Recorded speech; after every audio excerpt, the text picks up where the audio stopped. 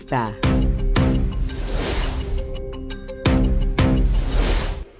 Estamos de regreso y en este espacio, ya platicamos de Diego Fernández de Ceballos, hablamos también en parte de Felipe Calderón, de su bendita barda, ¿no? Porque ahora mucha gente está discutiendo la adquisición de esta refinería, pero no se acuerdan que durante la gestión de Calderón y de Peña Nieto, pues hombre, se iba a comprar una refinería y nada más se construyó la barda.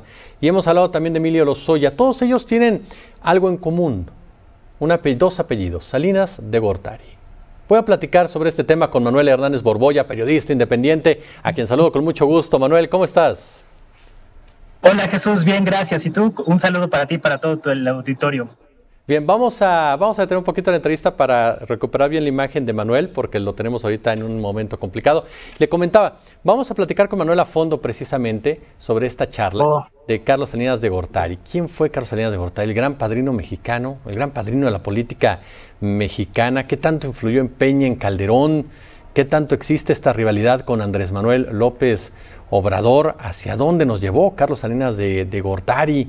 Sigue operando, sigue siendo el mandamás, las relaciones político-empresariales, por supuesto, del ex mandatario, quien sin duda es un factor de poder. Lo decíamos también, por supuesto, en el análisis inicial, ¿no? Lo que pasaba en Tamaulipas. Manuel, te saludo con mucho gusto. Hola, ¿qué tal Jesús? Un saludo para ti y todo el auditorio. Oye Manuel, pues la primera pregunta que te haría, hablando de Diego, hablando de Calderón, hablando del mismo Peña, de Lozoya, Carlos Salinas de Gortari es el Vito Corleone de la política mexicana.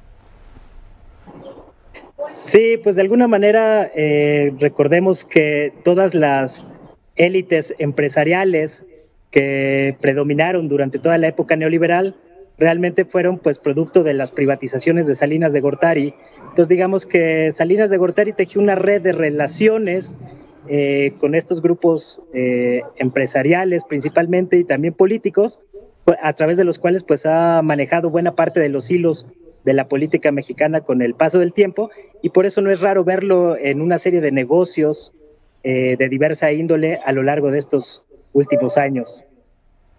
Esta clase política, Manuel, que se crió alrededor precisamente de Salinas, como Diego Fernández, como el propio Peña Nieto, incluso aún cuando se hablaba de que había roto con él en su momento, ¿cuánto daño le han hecho a este país, Manuel?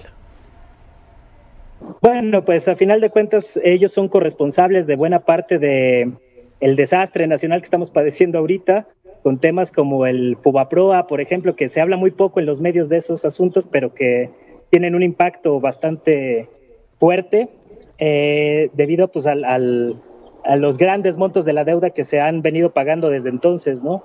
Ese tema, el asunto de las reformas estructurales, la manera en que los cárteles de la droga terminaron cooptando o controlando buena parte de los territorios, fueron algunos de los factores que incidieron en este asunto.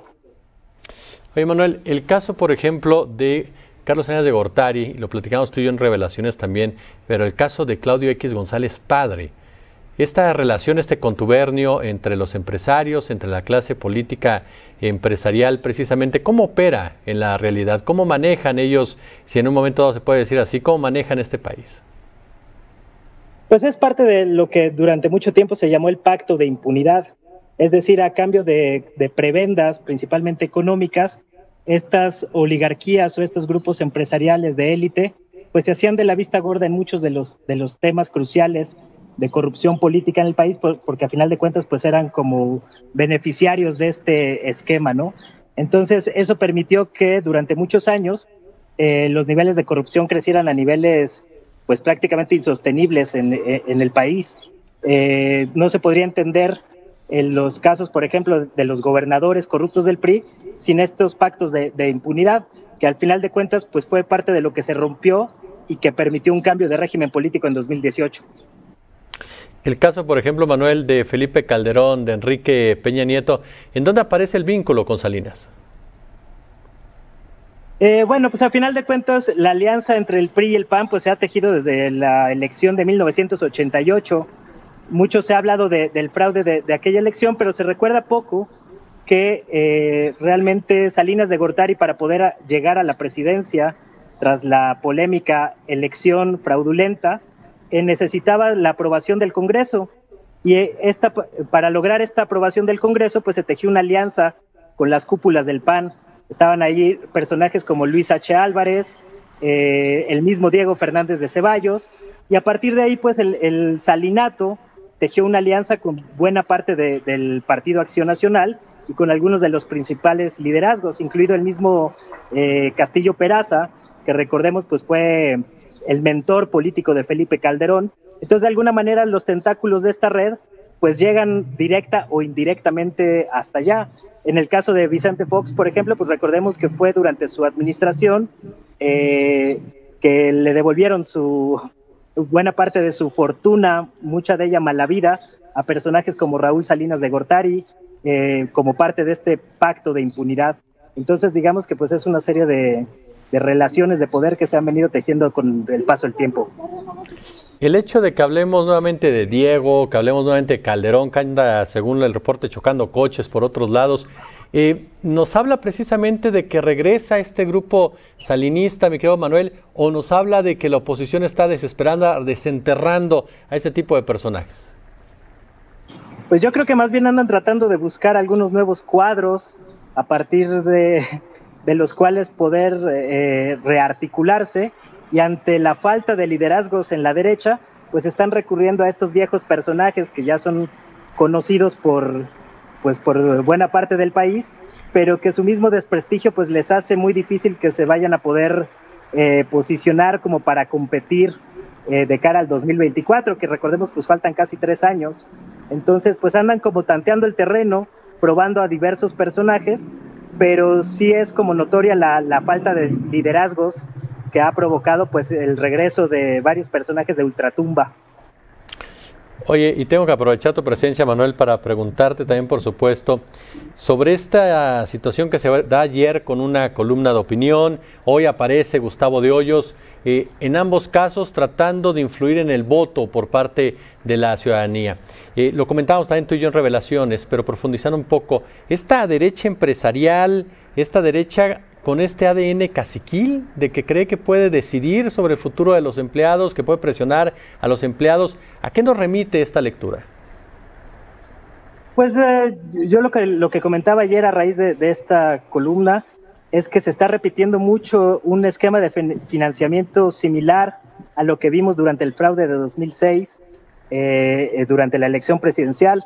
Recordemos la manera en que intervinieron estas élites empresariales, precisamente con el clan de Claudio X González, que fue uno de los principales operadores políticos por parte del gremio empresarial, y lo que vimos el día de ayer pues fue una operación ya muy marcada de estas élites empresariales anti López Obrador, pues financiando toda una campaña para promover el voto a favor de la alianza del PRI, PAN, PRD, y que yo creo que este asunto pues debería ser fiscalizado con lupa por parte del INE y del Tribunal Electoral, pero dudo mucho que se vaya a ir a fondo en esta situación, debido a la manera en que las cúpulas, sobre todo del INE, pues parece que son hasta parte de este grupo opositor.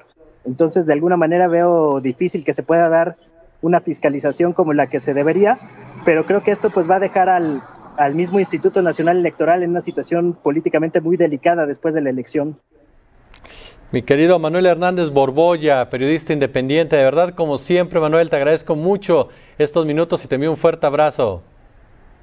Muchas gracias, un saludo para ti y para todo el auditorio y gracias por la invitación.